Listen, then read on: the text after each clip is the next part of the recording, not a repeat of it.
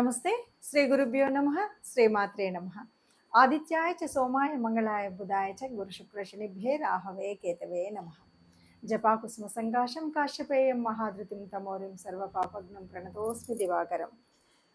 ప్రతి మాసంలో చెప్పుకునేటువంటి గోచార ఫలితాలు ఈ ఆగస్టు మాసానికి అంటే ఆగస్టు నెలలో 2024 గాను గోచార ఫలితాలు ఎలా ఉన్నాయి అన్నది తెలుసుకోవడం కోసం ముందుగా గోచారంలో ప్రస్తుతం గ్రహస్థితి ఎలా ఉంది, ఏ ఏ గ్రహాలు ఎక్కడెక్కడ ఉన్నాయి, ఈ సంగతి కనుక మనం చూసినట్టయితే వృషభ రాశిలో గురువు మరియు కుజుడు ఇద్దరూ కూడా అక్కడే ఉన్నారు. అయితే కుజుడు 27న మిథునంలోకి వెళ్తాడు. ఇక కర్కాటకంలో రవి ఉన్నాడు. ఈ కర్కాటకంలో ఉన్నటువంటి రవి తన స్వస్థానానికి 17వ తారీఖున వెళ్తాడు, అంటే సింహరాశిలోకి వెళ్తాడు. తర్వాత మరి సింహరాశిలో బుధుడు ఉన్నాడు, శుక్రుడు ఉన్నాడు. ఉన్నటువంటి బుధుడు 6వ తారీఖు నుండి వక్రించి వెనక్కి వెళ్ళడం అనేటువంటిది కనిపిస్తుంది. ఇక శుక్రుడు తాను 25వ తారీఖు నుండి కన్యారాశిలోకి ప్రవేశించడం అనేటువంటి జరుగుతుంది. ఇక కన్యారాశిలో మరి కేతువు ఎప్పటి నుండో ఉంటున్నాడు, 18 మాసాలు అలాగే ఉంటాడు. తర్వాత మరి కుంభరాశిలో వక్రించినటువంటి శని, తర్వాత మీనరాశిలో రాహు. ఇది మనకు గ్రహాలు ఉన్నటువంటి పరిస్థితి. మరి ఇలా గ్రహాలు ఉన్నప్పుడు మరి ఏ ఏ రాశి వారికి ఎలాంటి ఫలితాలు ఉంటాయి? ఎందుకంటే ఒకవైపు ఇప్పటికీ మరి ఈ మాసం నుండి మొదలు పెడితే కనుక 6వ తారీఖు నుండి బుధుడు వక్రించి ఉన్నటువంటి వాడు, అలాగే మరి శని ఇప్పటికే వక్రించి ఉన్నటువంటి పరిస్థితి. కొంతమందికి ఏళ్ళనాటి శని నడుస్తుంటే కొన్ని రాసుల వారికి, మరికొంతమందికి అర్ధాష్టమ శని నడుస్తూ ఉంటే, ఇలాంటి పరిస్థితుల్లో గురు కుజుల కలయిక ఒకవైపు, అలాగే మరి ఇప్పుడు మనకు చూస్తున్నటువంటి పరిస్థితుల్లో ఎక్కడైతే వక్రించినటువంటి బుధుడు ఒకవైపు, శని ఒకవైపు, ఇవన్నీ స్థితులు ఉన్నప్పుడు మరి ఈ మాసంలో ఎలా ఉంటుంది? మరి ఈ మాసం ప్రత్యేకత తీసుకున్నట్టయితే ఇంకా ఇదంతా కూడా శ్రావణ మాసంలోకి వస్తుంది. ఆగస్టు అనగానే మనకు మొదటి వారం దాటిందంటే శ్రావణ మాసం. శ్రావణ మాసంలో అంటే ఏదైనా సరే, ఏ గ్రహరీతులు ఎలా ఉన్నా సరే, ఆ మాసానికి సంబంధించినటువంటి అధిదేవతల్ని మనం తలిచినప్పుడు, కొలిచినప్పుడు ఏవైనా అవకతవకలు ఉన్నా, ఏదైనా చిన్న చిన్న తేడాలు ఉన్నా మనం సరి చేసుకోవడానికి ఎప్పటికప్పుడు దేవుడు మన దేవతా రూపాలు మనకు ఆయా పండగల రూపంలో దర్శనమిస్తూనే ఉంటాయి. మరి అలాంటి పరిస్థితులలో ముఖ్యంగా మరి ఆగస్టు మాసంలో 2024 గాను ఒక్కొక్క రాశి వారికి అంటే 12 రాశుల వారికి ఎలాంటి ఫలితాన్ని మనం పొందుతామన్నది నెమ్మదిగా చూద్దాం. ముందుగా మేషరాశి వారికి ఎలా ఉంటుంది అని కనుక మనం చూసినట్టయితే ముఖ్యంగా లగ్నాధిపతి 2వ స్థానంలో కాబట్టి లగ్నాధిపతి ఎప్పుడూ కూడా ధనానికి సంబంధించినటువంటి వాడు కాబట్టి మనకు ఫైనాన్షియల్ మ్యాటర్స్లో చాలా బాగుంటుంది, ఆర్థిక వ్యవస్థలో చాలా బాగుంటుంది. ఎక్కడ ఏ రకమైనటువంటి ఇబ్బందులు కలిగేటువంటి పరిస్థితి అయితే మేషరాశి వారికి రాదు. ఇక వీరికి ప్రత్యేకించి విదేశీ ధనయోగం అనేటువంటిది ఉంది. అయితే 5వ స్థానము వక్రించడం వల్ల కొంచెం కొన్ని ఇబ్బందులు ఉంటాయి. అది ఏంటంటే మధ్యవర్తిత్వం చేస్తూ ఉంటారు కదా. ఎప్పుడైనా ఎవరైనా సరే ఏదైనా బిజినెస్లో వాటిల్లో మధ్యవర్తిత్వం చేసేటప్పుడు కానీ, మనం చుట్టాల్లో, బంధువుల్లో, పెళ్లి సంబంధాల్లో, కొన్ని అగ్రిమెంట్స్లో ఇలాంటి వాడు స్నేహితుడే కదా, ఫ్రెండే కదా, కొడుకు సంబంధించిన ఇలా అనేక రకాలుగా మనం మధ్యవర్తిత్వం చేస్తాం. దానివల్ల కొద్దిగా ధనం అనేటువంటిది నష్టాన్ని కలిగించేటువంటి స్థితిగా ఉంటుంది. అట్లాగే ఇంకా కొన్ని రకాలుగా మనం కనుక చూసినట్టయితే ఎవరైనా కొద్దిగా రీసెర్చ్ ఓరియంటెడ్ అంటే స్టడీస్లో పిహెచ్డి చేయాలనుకునేటువంటి వాళ్ళు కానీ, ఎవరైనా సైంటిస్టులు కానీ, వీళ్ళు ఎవరైనా ఉంటే మాత్రం చాలా యోగదాయకంగా, లాభదాయకంగా ఉంటుంది. ఇదంతా కూడా మనకు మొదటి పక్షంలో కనిపించేటువంటి ఫలితాలు. ఇక 2వ పక్షానికి కొద్దిగా కొన్ని గ్రహాలు మార్పులు చెందుతూ ఉన్నాయి కాబట్టి కొంత తేడా ఉంటుంది.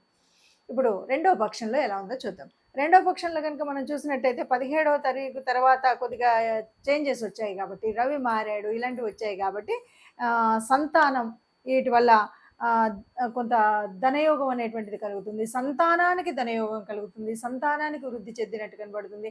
సంతానం చదువు కానీ, సంతానపు వివాహం కానీ, సంతానానికి సంబంధించిన ఏ విషయంలో అయినా బాగుంటుంది అని చెప్పొచ్చు. అలాగే 25 తర్వాత ఏమవుతుంది అంటే కొంచెము శుక్రుడు, ఈ శుక్రుడు మార్పు ఎట్లా ఉంటుంది? 6వ స్థానము అనేసరికి శుక్రుడు 6వ స్థానము, ఇది రుణస్థానం, శత్రుస్థానం, రోగస్థానం. కాబట్టి ఈ స్థానంలోకి మారేటువంటి స్థితి వల్ల కొద్దిగా మనం జాగ్రత్తగా ఉండడం అనేది ఉండాలి. అట్లాగే 7వ స్థానాధిపతి అయినటువంటి వాడు 6వ స్థానానికి మారాడు కాబట్టి ఇక్కడ ఏం చేయాలి అంటే కొద్దిగా అప్పుడప్పుడు, అంటే శుక్రుడు అంటేనే స్త్రీ సంబంధమైనటువంటి గ్రహం అంటారు.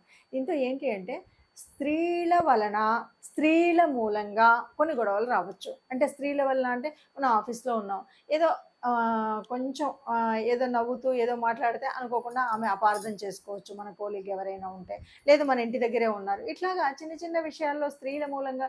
అట్లాగే కొన్నిసార్లు స్త్రీల పార్ట్నర్స్ ఉంటారు, వీళ్ళు ఉంటారు, వీటి వల్ల కూడా ఇబ్బందులు కలిగేటువంటి స్థితి అయితే కనిపిస్తుంది.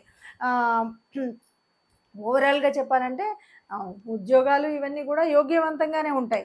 విదేశాల్లో చదువుకునే చదువు బాగుంటుంది, విదేశాల్లో ఉద్యోగం చేసేది బాగుంటుంది, మొత్తంగా చెప్పాలంటే అంతా బాగుంటుంది. కాకపోతే మనకి ఇక్కడ ఏంటంటే 2వ వారానికి వచ్చేసరికి 2 గ్రహాల మార్పు వల్ల కొంత తేడా ఉంటుంది. ఆ తేడాను గమనించి మనం ఆడవాళ్ళతో కానీ ఎవరితో అయినా మాట్లాడేటప్పుడు కానీ, ముఖ్యంగా మగవాళ్ళు ఆడవాళ్ళతో మాట్లాడేటప్పుడు కానీ, ఆడవాళ్ళు వేరే వాళ్ళు కొత్త వాళ్ళు అయినటువంటి మగవాళ్ళతో మాట్లాడేటప్పుడు కానీ, ఏదైనా పార్ట్నర్షిప్ డీలింగ్స్లో కానీ, మధ్యవర్తిత్వంలో కానీ ఇలాంటి చోట్ల మాట్లాడేటప్పుడు తగు జాగ్రత్తగా ఉంటే ఏ ఇబ్బంది లేకుండా ఉంటుందని చెప్పచ్చు. ఇప్పటి వరకు మనం చూసినటువంటి మేషరాశి కానీ, మనం మేషం నుండి మీనం వరకు ఒక్కొక్క రాశి గురించి మనం చెప్పుకుంటూ ఉంటాం. ఇలా చెప్పుకున్నప్పుడు ఇక్కడ ఒక చిన్న పరిస్థితి అయితే ఎదురవుతుంది జ్యోతిష్కులకు కానీ, వింటున్నటువంటి ప్రేక్షకులకు కానీ. ఏంటంటే అన్నీ కూడా చెప్పినట్టుగానే ఉంటాయి. ఒక్కొక్కసారి ఎలా ఉంటుందంటే కొంతమందికి ఒక పెద్ద అనుమానం, చాలామంది మీరు అందరూ చెబుతున్నారు అయినా సరే ఒక్కొక్కరిది వేరుగా ఉంటుంది అన్నది కూడా ఒక మీమాంస అయితే ఉంటుంది. దీనికి కారణం ఏంటంటే ఒక్కొక్క జ్యోతిష్యులు వాళ్ళ యొక్క విశ్లేషణలో వాళ్ళు కొంతవరకే చేయగలుగుతాం. ఎందుకంటే ఈ 5 నిమిషాలు 8 నిమిషాల వ్యవధిలో చేసేటప్పుడు మనం రాశిలో ఏ గ్రహాలు ఉన్నాయి, రాశి చుట్టూ ఉన్నటువంటి ఫలితాలు ఎలా ఉన్నాయి, ఇలాగా ఎవరికి అనువైనటువంటి రీతిలో వాళ్ళు చెప్పుకుంటూ పోతున్నప్పుడు కొంత వ్యత్యాసం ఒకటి. రెండవది, ఇది ఏమన్నా సరే గ్రహాలు ఇప్పుడు మారుతున్నటువంటి కాలంలో మనం చెప్పుకునేటువంటిది ఒక ఎత్తు అయితే, కొన్నిసార్లు మీకు అస్సలు బాగోదండి అని మనం చెప్పినప్పుడు కూడా హాయిగా బ్రహ్మాండంగా ఉంటారు. అప్పుడు అనుమానం వస్తుంది. ఎందుకు అంటే మనకు గోచార రీత్యా ఏదైతే ఇప్పుడు మనం యోగించదని చెప్పినటువంటిది అక్కడ వాళ్ళకు యోగకారకంగా ఉండొచ్చు, మంచి స్థానంలో ఉండొచ్చు, వాళ్ళకి నడుస్తున్నటువంటి దశ అంతర్దశలు అద్భుతంగా ఉండొచ్చు. ఇలాంటి పరిస్థితులలో కొంత వ్యత్యాసం అయితే ఉంటుంది. అంటే మొత్తంగా చెప్పాలి అంటే గోచారాలు మన ఫలితాలు మనం చెప్పుకుంటున్నప్పుడు ఇందులో కోటానుకోట్ల మంది, ఇందులో కేవలం 30% మందికి ఎగ్జాక్ట్గా ఇది కరెక్టే ఉంది అని అనిపించవచ్చు. ఇంకోటి మనం డీప్గా అనాలిసిస్ చేయడం అనేటువంటిది ఉండదు. ఇది అందరినీ దృష్టిలో పెట్టుకొని ఈ రాశి వాళ్ళు ఈ ఈ జన్మ అంటే మనము ఈ రాశిని బట్టి కానీ జన్మ కుండలిలో ఉన్నటువంటి స్థితికి దీనికి ఉన్నటువంటి వ్యత్యాసాన్ని చెప్తూ వెళ్తున్నాం. కాబట్టి రాశి అనగానే ఇక్కడ ముందుగా మనకేంటి, ఇక్కడంతా కూడా చంద్రుని బట్టి మారేటువంటి స్థితిని గురించి మనం చెప్పుకుంటున్నాం. అక్కడ మాత్రం అలా కాదు కదా. అందుకని ఈ వ్యత్యాసం అనేది ఉంటుంది. చాలా క్లియర్గా కావాలి అనుకునే వాళ్ళు ఎవరైనా సరే మీకు నచ్చినా లేకపోతే మీకు తెలిసిన దగ్గరలో ఉన్నటువంటి జ్యోతిష్యుల దగ్గరికి వెళ్ళి స్వయంగా మీ జన్మకుండల్ని చూపెట్టుకొని, అందులో కూడా ఇంకొక విషయం, ఒక్కసారి జన్మకుండల్లో మాది ఇదండి అనుకొని ఒకసారి వెళ్ళి మా మొత్తం జీవితం మొత్తము అద్దం ముందు కూర్చొని పెడితే అద్దంలో కనబడినట్టుగా కనబడుతుందంటే ఇది ఉట్టి మాట. ఎందుకు అంటే ఒక్కొక్క ఏరియాలో ఒక్కొక్క రకమైనటువంటి ప్రాబ్లమ్స్ ఉంటాయి. అంటే ఉద్యోగంలో ఒక రకమైన ప్రాబ్లం ఉండొచ్చు, అంటే ఉద్యోగానికి కారకత్వాలు కల్పించేటువంటి గ్రహాల వల్ల కానీ ఏ ఏ భావాలు అందుకు చూపెడుతున్నాయి అన్నది ఒక తేడా. అలాగే ఉద్యోగం కానీ, వివాహం కానీ, సంతానం కానీ, ఇలా అనేక విషయాల్లో ఈ ఏరియాలో మనకు, అంటే నాకు సంతానంలో కొద్దిగా ప్రాబ్లం ఉంది, లేకపోతే నాకు ఉద్యోగరీత్యా ఈ ప్రాబ్లం ఉంది, లేకపోతే నాకు ఫైనాన్షియల్గా ఈ ప్రాబ్లం ఉంది, అన్నీ ఉన్నాయి కానీ బంధువులతో ఈ ఇబ్బంది ఉంది, ఇలాంటివి ఏవి ఉంటాయో వాటిని ప్రత్యేకించి చెప్పడం కోసం, తెలుసుకోవడం కోసం మీరు చేయవలసిన పని, ఎవరైనా సరే మీ జన్మజాతకాన్ని చూపెట్టుకోవాలి. జన్మజాతకం చూపెట్టుకోవాలి అంటే తప్పనిసరిగా పుట్టినటువంటి, అంటే date of birth, place of birth, time of birth, ఈ 3 తప్పనిసరిగా ఉండాలి. ఈ మూడింటిని ఉపయోగించుకొని మీ తెలిసినటువంటి జ్యోతిష్యులు, మీకు నమ్మకస్తులైనటువంటి వాళ్ళు లేదా మీకు దగ్గరలో ఉన్నటువంటి వాళ్ళు, మీకు వీలుగా ఉన్నటువంటి చోట మీరు చెప్పించుకుంటే ఏది కావాలో అది మీకు పూర్తిగా వివరంగా దొరుకుతుంది. ఆ దృష్టిగా వెళ్ళండి. ఇక ఇప్పటి వరకు మనం చెప్పుకున్నటువంటి వాటిలో ముఖ్యంగా ఇప్పుడు ఇదంతా కూడా శ్రావణ మాసం కాబట్టి ఏదైనా కొంచెం అటు ఇటుగా ఉన్నటువంటి దోషాలను సవరించుకోవడం కోసం మనం చేసుకునే రెమెడీస్ ఏమి చేసుకున్నప్పటికి కూడా ముఖ్యంగా ఈ మాసం అంతా కూడా లక్ష్మీదేవి ఆరాధనతో నిండేటువంటిది. ప్రకృతి తత్వం అంతా కూడా ఆత్మమయంగా ఉండేటువంటి అమ్మ రూపంగా ఉండేటువంటి స్థితి కాబట్టి అందరూ కూడా ఈ వచ్చేటువంటి శుక్రవారాలన్నింటిలో కూడా లక్ష్మీదేవి ప్రార్థన చేయండి. లక్ష్మితో పాటు ఆ విష్ణుమూర్తిని నమ్ముకొని ఆయన యొక్క విష్ణు సహస్రాలు వినడం కానీ, విష్ణుదేవుడి ఆలయానికి వెళ్ళడం కానీ చేసినట్టయితే ఏదైనా మనకు కష్టంగా అనిపించేటువంటి గ్రహస్థితి ఆ కష్టాన్ని తెలియకుండా ముందుకు తీసుకువెళ్తుంది. కాబట్టి అందరం సుఖంగా ఉండాలి, అందులో మనం ఉండాలని నమస్కరిస్తూ ధన్యవాదాలు.